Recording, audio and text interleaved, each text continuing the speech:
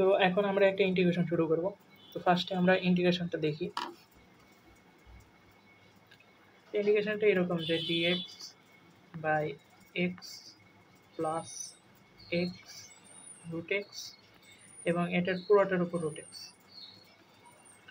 তো ফার্স্টে এই ইন্টিগ্রেশনটা দেখে আমাদের একটু মাথা ঘুরতে পারে যে এত রুটের ভিতরে রুট, এই ধরনের ইন্টিগ্রেশনগুলো আমরা কী করতে পারি। তো ফার্স্টে যে কোনো অঙ্ক সলভ করার ক্ষেত্রে তোমাকে কমন যে পার্টটা সেটা বের করে নিতে হবে। তো এখানে আমি যে টার্মটা দেখতে পাচ্ছি এর হরে, এখানে এক্স টার্মটা কিন্তু আমরা কমন নিতে পারি। তাহলে এক্স টার্মটা যদি আমি কমন নিই তাহলে ব্যাপারটা কেমন দাঁড়ায়, ইন্টিগ্রেশন ডিএক্স, এখানে যদি আমরা এক্স কমন নিই এখানে থাকে হচ্ছে 1 প্লাস রুট এক্স এবং এর পুরোটার উপর রুট। এখন আমি যদি পার্টিশন করে নিই,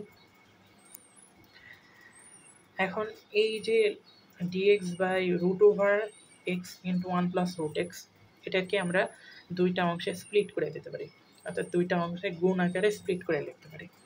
সেটা কিভাবে, এই যে এটাকে লেখা যায় ডিএক্স বাই, এখানে আমি শুধু একটা রুট এক্স রাখলাম আর এখানে বাদ বাকি অংশটুকু রাখলাম।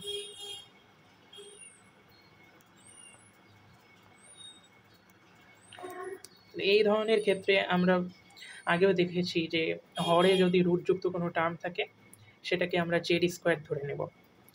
তো সেই অ্যাপ্রোচটা যদি আমরা করি তাহলে এখানে আমরা ধরলাম যে 1 প্লাস রুট এক্স, এটা রুটের ভিতরে যে টার্মটা আছে এটাকে আমরা জেড স্কোয়ার ধরে নেব।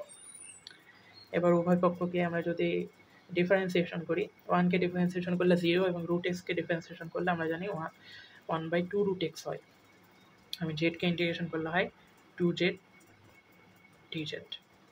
এখন 2টাকে যদি ওই পাশে পাঠিয়ে দিই তাহলে আমাদের থাকে, এবং এখানে একটা অবশ্যই dx থাকবে, অর্থাৎ dx by root x is equal to 4z dz। এখন 2কে ওই পাশে পাঠিয়ে দিলে ওটা গুণ হয়ে যাচ্ছে। তো এখানে আমরা যে ইন্টিগ্রেশনটা দেখলাম, এই ইন্টিগ্রেশনে dx বাই রুট এক্স এই পার্টটুকের অ্যান্সার আমরা পেয়ে গেছি যে এটা হবে 4z dz। এখন বাকি অংশটুকু 1/√1 প্লাস রুট এক্স, অর্থাৎ এই পার্টটুকের অ্যান্সার কী হবে, এটা কিন্তু আমরা এই লাইন থেকে ইজিলি বের করে ফেলতে পারি। যেহেতু আমরা ওই অংশটাকে 1 প্লাস রুট এক্স অংশটাকে জেড স্কোয়ার ধরেছি, এখন যদি আমরা উভয় পক্ষকে রুট করি তাহলে কিন্তু আমাদের অ্যান্সার হয়ে যাচ্ছে জেড। তাহলে এই সব ভ্যালু যদি আমরা ইনপুট করে দিই এই ইন্টিগ্রেশনটাই, তো বাদ বাকি যেটা থাকে সেটা হলো, তাহলে ইন্টিগ্রেশনটা এমন দাঁড়ায় যে dx বাই রুট এক্সকে আমরা 4z dz বের করেছি এবং বাকি অংশটাকে আমরা দেখলাম ওইটা z দ্বারা রিপ্লেস করব, অর্থাৎ 1/z। তো এখানে দেখা যাচ্ছে এই z এবং এই z কেটে যাচ্ছে, আলটিমেটলি 4 dz থাকতেছে, কারণ 4 যেহেতু কনস্ট্যান্ট এই জন্য আমরা এটাকে বের করে আনবো এবং এখানে জাস্ট dz থাকবে। এখন 1কে যদি আমরা ইন্টিগ্রেশন করি তাহলে আমরা z পাই, তাহলে এখানে অ্যান্সার হয় 4z প্লাস c। সিটা হলো সমাকলন ধ্রুবক বা ইন্টিগ্রেটিং ফ্যাক্টর। এখন জেড এর মানটা আমরা দেখছিলাম যে জেড ইজ ইকুয়াল টু, আমরা Z square is equal two ধরেছিলাম আমরা 1 প্লাস রুট এক্স।